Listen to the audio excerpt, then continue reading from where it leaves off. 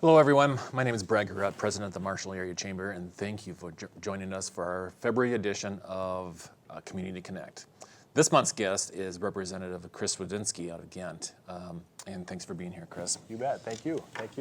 So Chris, every single month we want to do a quick recap of January, and then we would obviously want to talk about, with the session starting next week, some of the things that you have in mind and what we want to get accomplished this year at the Capitol. So let's just talk about a little bit about January. Coincidentally, the very first event that we had in January was our pre-legislative forum with Senator Dames and Representative Swedzinski. Good turnout at the YMCA again. A lot of different topics to talk about, and yeah, I mean, a lot of learnings for you, because that was the first of, 5 stops that day? Yeah, that was the first of 5 stops. We've normally kind of filled out a good schedule. We normally start in Marshall, go to Canby, Madison, Dawson, and usually end the day in Granite Falls. We get to meet with a lot of folks. You know, some years we get a couple hundred people.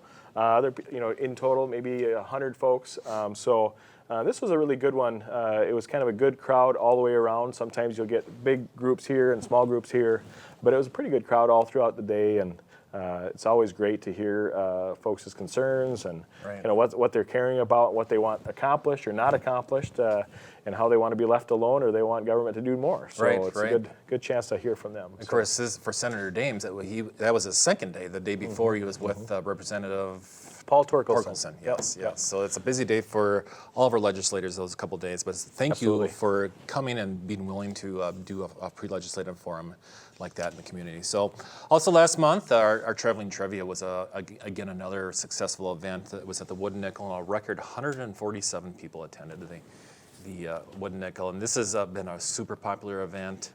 The Klein family from the Walnut Grove Mercantile were the winners this past month, and it's usually on the second Thursday of every month, and thanks to everybody that came out, and bring all your friends. It's a good time. January 24th, over at the Braw Brothers, was the United Way beer pairing event, and it brought about 150 people to Braw Brothers, and again, another fun night, raising dollars for a really important agency like United Way. A lot of partners they have, and they are now, I can help share that they're about 97% of their fundraising goal for the year. And Chris, you're pretty familiar with United Way. Absolutely. They do a lot of good work all around the place. Yep. Also on the 24th and the 25th, my high school classmate Rick Preemption from the high school, whose mom was the speech teacher, brought in 28 schools, 700 speakers, and 130 judges for the high school Speechpectacular, which was at the high school. So this happened the 24th, 25th. It happens all evening. It actually starts during the day on that Friday, and at this particular event, the high schoolers get actually let out at 11 o'clock on this day that aren't in speech. And when I think of the speech, and especially someone in your position who's in front of a lot of people, how important is getting into speech for these high schoolers, especially this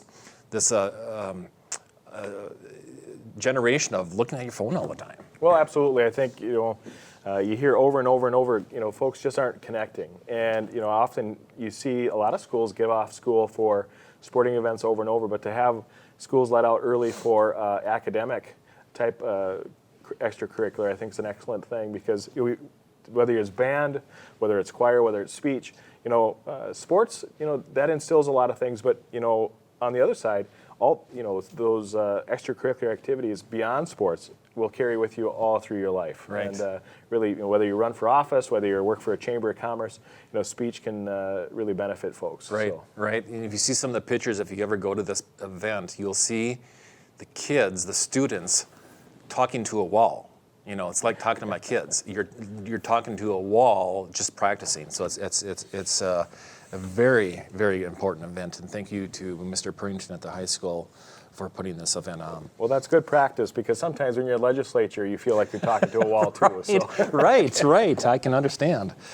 Last week, we for a chamber event, one of our fun events of the month, we had Mike Gillespie from the National Weather Service out of Sioux Falls, and we have had just crazy weather. And Chris, you as a farmer know that very well. But we had about 40 people come talk about this for the upcoming spring year and for farm season, and he had said that even if it's a normal season, it's still going to be really, really wet. So That's what it's supposed to be. We're not supposed to get supposed to be an average amount of rainfall this spring, and which is good. But we probably could use a little bit less rain. Well, absolutely. I farm too for a living, and look at most of our tile is still running. And so normally that's not the case. Normally you got frost getting down there, or there's just a lack of moisture to run in tile. But most tile that I've talked to and other farmers in their operations, they've seen tile running all winter long. And so that just means that we're still saturated, we're still full. And this latest fall, this little warm snap we had last week, melted quite a bit of the snow that we had gotten over the weekend, and it's sitting in the ditches right now. And so if we get a good cold snap, you're gonna have 4 or 5 feet of solid rock ice in some of these ditches, and you add on top of that some warm weather or more snow.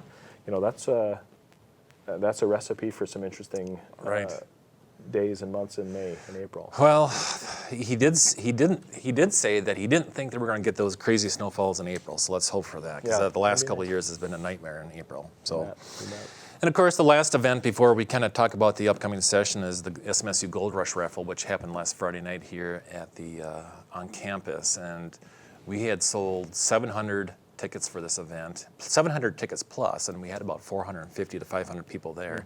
One of the most fun nights of the year, and this is an event that raises dollars for SMSU athletics. So thank you to everybody that came, and more to come on that. So again, thanks to Jennifer and the athletics team, and putting on a fun event. So let's get to our program today. So again, thank you to Representative Chris Swedzinski for being here. Chris has been in office for 10 years already, and of course he'll be up for election this upcoming fall. So, Chris, what did we get accomplished in 2019, and what didn't get done that's going to be on the agenda again for 2020? Well, certainly. They're obviously kind of a top overview. The odd number year in a biennium, most focused really on the budget. And so the budget gets set, so the spending in areas across, whether it be healthcare, whether it be agriculture, whether it be outdoors, the rest, all those things kind of get decided in the odd number year. So all the budget got set in last year. And so this year is going to be primarily focused on some bonding, some policy, and then kind of moving back to what we did last year, worked really hard on a lot of tax issues. So obviously we're one of the few states in the nation that taxes Social Security benefits. We've made some strides in that area and begun the process of eliminating the tax on that, and also military benefits. And so our goal is, if we have limited market when it comes to getting employees and growing jobs in our economy, attracting folks that are either retired, that are receiving Social Security, or especially folks that have a military background, that are highly trained, but are simply getting out taxed to say, well, I can live in Arizona and not pay tax on these benefits, or stay in Minnesota, maybe keep a job or do whatever. And those are the folks we want. And so moving from a taxable standpoint in those particular areas, doing obviously some land stuff as well, decreasing the cost of land taxes for egg producers across the state. We did a lot of work with property taxes. So if you own a business in the city of Marshall, you have land that the property is worth $150,000 or less. We've done some work that's prior to that, but trying to grow onto that and add that. So maybe your business is worth $200,000 or $300,000. We're trying to move the bar up so that you don't have taxable liabilities on your property up to those particular points. So those are big things, and also 179s. We're having a lot of folks call in, and it's retroactive. So if you bought a piece of equipment in 17 or 18, you're potentially going to be under the gun to pay essentially back taxes because of the way that all works with the 179s. And so those back taxes, plus moving forward as you're trying to update equipment, whether you're buying a bulldozer, a dump truck, or a tractor, I think, or a fuel truck, those are all important things to be working on. So trying to transfer a lot of those things to the future. So. Right. What are some of the local projects do you see? Have you heard about that want to get included in the bonding bill this year? Well, yeah, we've got obviously SMSU, we've got a lot of deferred maintenance issues, so HEAPR funds essentially. So HEAPR funds are, the very basic things of what a building does: sewer, water, air conditioning, windows, just the general maintenance. there's some acting for new buildings as that, but I think we're talking quite a number of dollars per square foot across the state, just in our educational system, let alone all the other state-owned buildings that are behind in their maintenance. And while education is changing, it's less brick and mortar and more online. I think most folks in education would agree to that, even in high schools. How that would equates to what we need to do. Do we need to maintain these buildings? Do we need to look at finding different uses? SMSU's found a great use of bringing other groups onto campus, utilizing the facilities they have, whether it be daycare centers or job skills or whatever that might be, and bringing those things together. You got to be adaptive, and from a bonding perspective, water projects, so wastewater, sewer. We had the bonding committee out this fall, right? And we had them visit a site up in Dawson, and the rural water systems are getting grown. We have some areas that just don't have access to water, like Rock County down south of here. The reason why they call it Rock County is because they don't have water; it's full of rocks. Right. And so they need water systems, and that same system is going to be developed kind of up in that Dawson, Boyd area up as well, because to serve some of their customers. And all these things are generally interconnected, and trying to build that out and finish up those projects so people and businesses can grow. Sure, sure, yeah. One of the other bullet points I have listed here is regulation, and obviously one of the kind of businesses that give us the most heartburn when it comes to regulation is daycare, and we've heard a million stories. You and Senator Weber and Senator Dames were about a year and a half ago. You had a little bit of a you going throughout the state and kind of learning from them. But the other one I wanted to mention today, Chris, was I had a meeting with one of our funeral directors this past week, and he says there's a lot of regulations when it comes to a lot of things with the funeral homes, but one of them is that if an EMT arrives on a scene and it's just like a heart attack and they're living, they can obviously transport them to a hospital. However, if that person, God forbids, dies on the scene, then that EMT can't bring them to a funeral home. They have to call the licensed funeral director, who might be at home or whatever the case is, to get in one of their vehicles and come pick it up. So they're working at the legislature this upcoming year with their lobbyists and trying to correct that too, which is a really interesting piece of regulation that that I think should be looked at as well. Well, it's probably, there's a lot of different issues. Obviously, one of the most expensive ways you can get to a hospital is taking the ambulance. Right. And so my guess is there might be some thing around that from a transfer standpoint, maybe from a cleanliness. I don't know what the rules are with that, but yeah, it's interesting why that would be. It could have been 50 years ago. Those funeral directors wanted a little exclusivity. So you never know. Looking at the history of why a policy is set in a certain way, and now if times have changed or whatnot, and obviously those are tough times when people lose a loved one, and so the less stress that you can have, the less issues you can have when helping work with the family is probably the best thing we can be doing. And obviously common sense can prevail here too. And the state saying that you can't do this or can't do that in a particular area like that, I don't know if that makes a whole lot of sense. Right.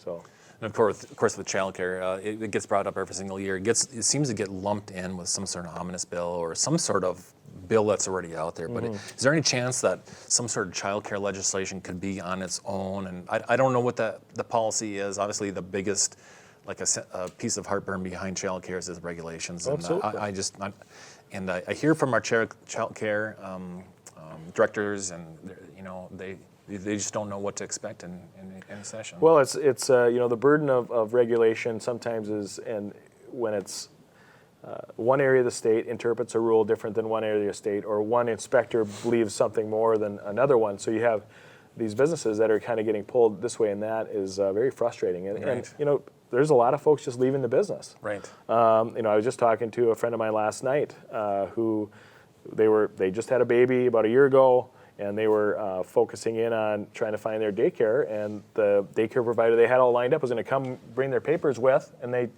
instead of bringing the papers with, they said, well, I can't really take you this year because of the infant. And the infant issue is real because, maybe kids get into school or whatnot, but finding that young person and getting that young new baby into a spot, those are the real tough spots. And obviously there's more work to take care of an infant, but, the rules and regulations surrounding that. And to be fair, the reason why a lot of those rules and regulations are there is because there was some heartbreaking story 5, 6, 10 years ago where a little kid was neglected and something happened, and so that policy or that rule got put in place or that regulation got put in place to help stop that or protect, even if it only happened once.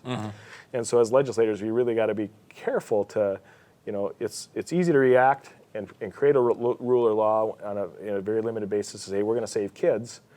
In reality, all we've done is really made life for a lot of folks upset when they can make a common sense decision. Do I trust this person to watch my child or don't I? If you don't, then don't send your kid there. And I think that's, we need to let people and parents take control of that a little bit better and understand. We've got, when my wife and I were first married, had our first kid, my wife was still working outside the home, and we were just kind of a couple days a week looking for a friend, and a friend of ours said, yeah, I'll watch your kids, and she had another kid from another family there, and she got in trouble for having 2 kids from, even though we were good friends, and it was just kind of a very non-structured thing, she got called in and was told you can't have kids from 2 different families. Even if you're just watching for a couple hours, it's like, is that common sense either? But that's a lot of stories out there, that's for sure. Yeah. Talk to me about hunting legislation this year, and is it led? Yeah. There's a lot of stuff going on. Obviously, some work we did last session was on thermal vision, so night vision for hunting coyotes. We put a lot of money into creating habitat for pheasants and deer and whatnot. And the ability to take out predators in an efficient manner. There's a lot of great technology out there, so we made it legal to use those particular technologies. And there's some cleanup work we have to do with lighting and other things as well. But those things are coming down the pipe. Very interesting if you're a deer hunter. Been working with the Deer Hunters Association and also the conservation officers, to be DNR officers, enforcement folks. And there's be a big move. There's a decent chance that the slug zone, so in southwestern Minnesota, pretty much from I-94 down south to Rochester to here, we all use slugs. And with technology changing, people are using rifled slugs through their shotgun or just using pistols. So essentially, people are taking 30-06 rifles and cutting. They're not doing them themselves, but the factories are, and essentially turning them into a pistol, so people are hunting with rifles anyway. And so there's a big push to just get rid of the slug zone. It's kind of an antiquated rule, and just allow folks to hunt with rifles, essentially, because they are anyway. And so that could be kind of an interesting twist to this next year's hunting regulation and the rest. And so, yeah. Okay. What about energy? Energy gets brought up in every single session, and this session is no more. I know it's a Minnesota Chamber priority. Talked about what will we hear about energy policy this year? Well, energy policy is obviously a big part of what Governor Walz is pushing. He wants to go 100% renewable. There's a lot of problems with that, and there's a lot of special interests that are pushing that. And I understand why they donate big and whatnot, but in reality, our main goal should be: do we have a good, solid, efficient energy system that can produce, good baseline energy, so our lights don't go off, our hospitals don't shut down, and our schools don't have to turn off their heat in the wintertime. And so, the technology does not exist for a lot of the things that they want to do. And so we're really trying to push the brakes on this. A lot of businesses are doing it on their own. If they want to have renewable energy, they have the ability to go out and purchase that. If they want to do that, my feeling is we really shouldn't be mandating that. XL Energy announced that they're planning on really pushing forward with a lot of solar and wind.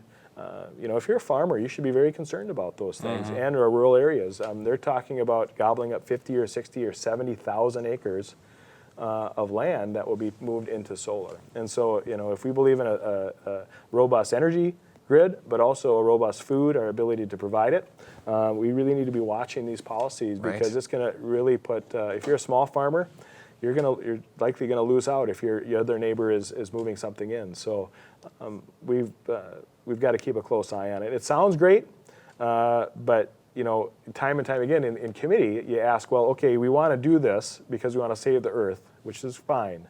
But I said, what will it actually mean in the temperature of Minnesota or the temperature of the earth? And time again, they say, well, it's not going to have any difference. Well, you just need to do the right thing. Well, I'm sorry, but if this is going to cost Minnesotans jobs, if this is going to increase energy costs to make us even more uncompetitive beyond our tax issues, then we really need to look at this and say, does this make sense? And then also allow local control. If you're an investment-owned utility like an Xcel Energy or Minnesota Power, you're much different than a municipal power, an MU, like Marshall Municipal Utilities or Lion Lincoln Cooperative Electrical System. I mean, those are member-owned, consumer-owned utilities. They have a board of directors. If they want to buy more renewable energy, they can vote and they can do that. Right. We do not need a state mandate that's statewide that doesn't take into account investments that are made, because long-term investments like coal and nuclear, those things do provide jobs. Those things do provide good baseload energy that the other technologies out there cannot. Sure. And so we really need to be very focused on those issues. Sure.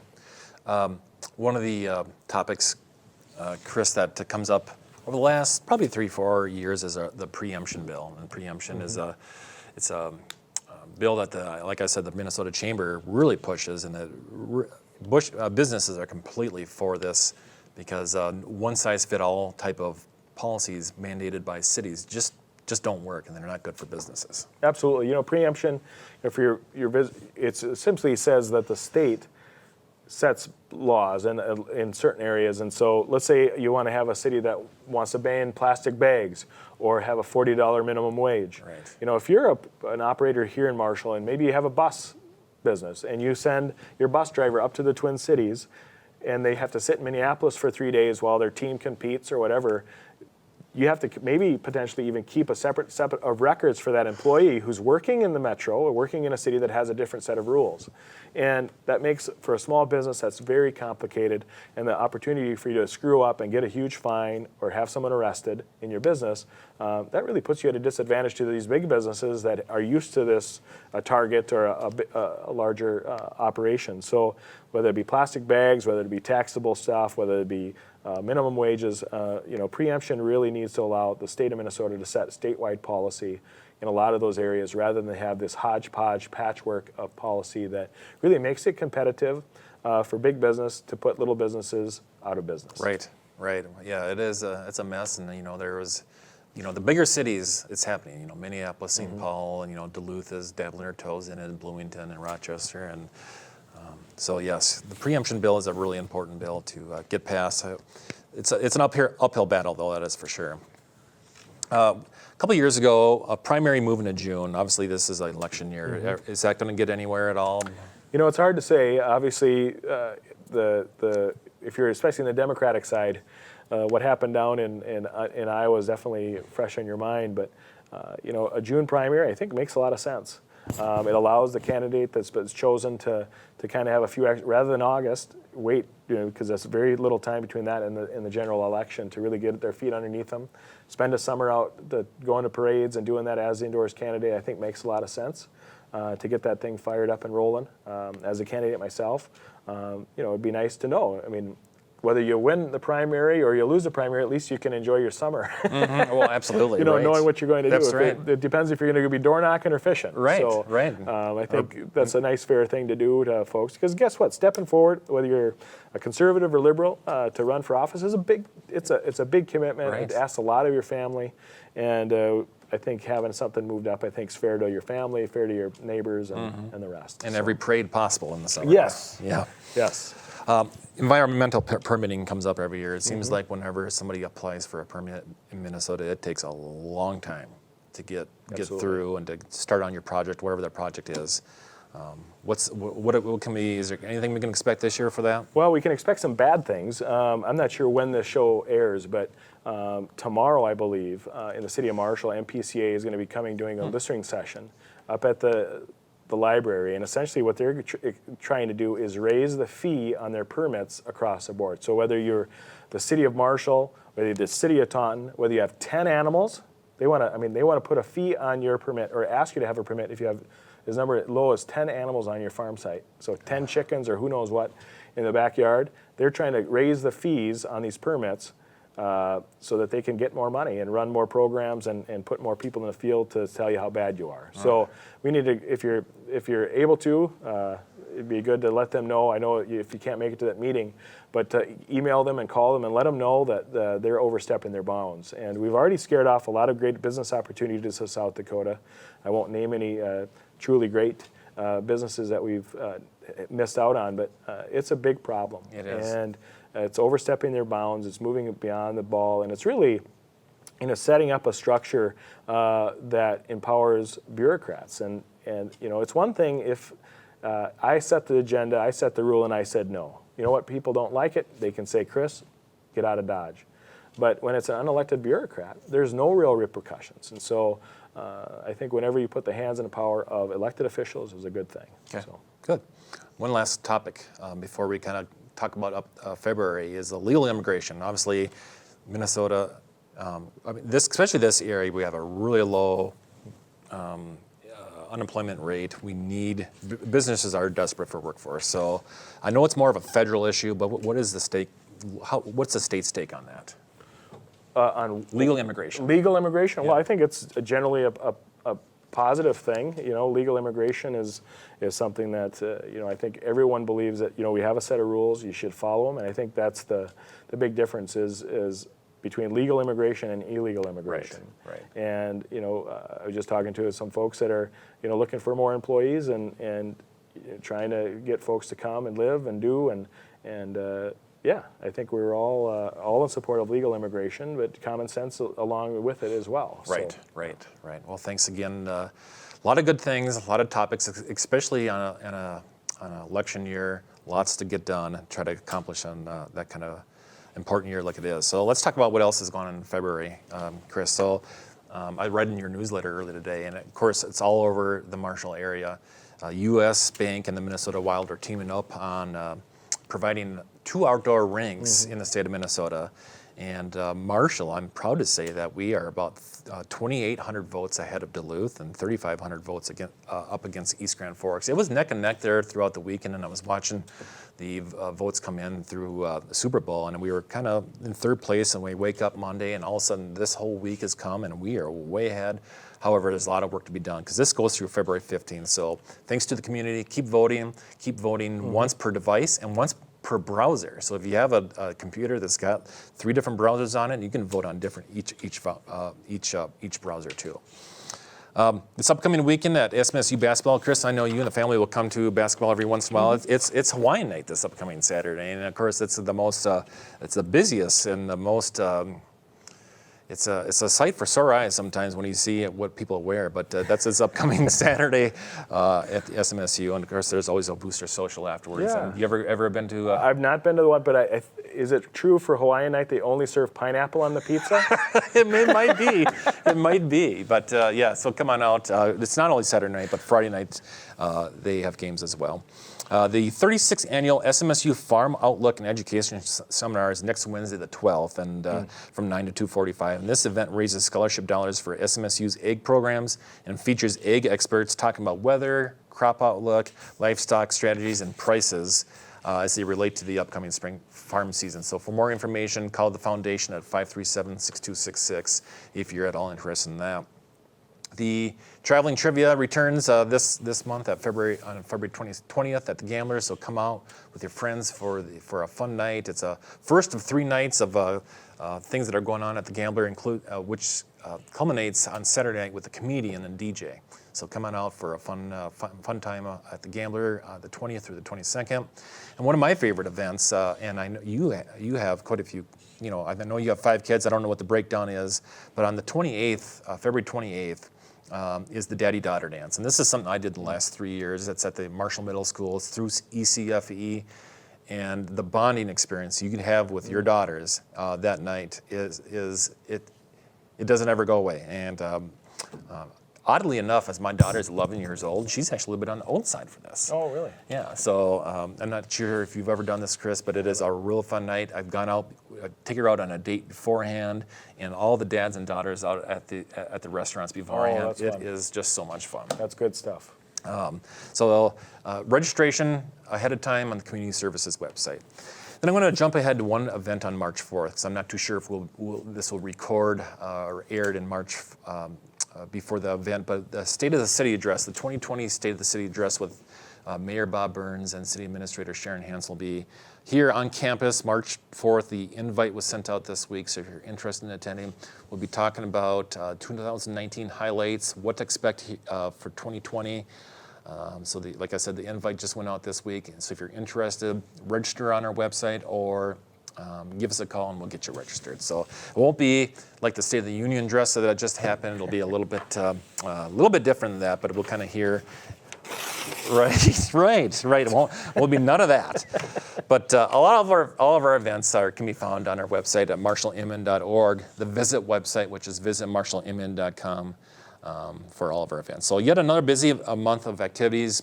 This upcoming event in February. Next month, I'm going to have SMSU President Kamura Jayasuriya coming in as my guest. We're going to kind of hear from him about his first 8 months on the job. And see, he's brought on a lot of new initiatives, which is only going to be really healthy for the university. So, well, thanks again, Chris, for being my guest. I sure do appreciate Thanks for having us. Absolutely. Have a great day. And thank you for everybody for watching the February version of Community Connect.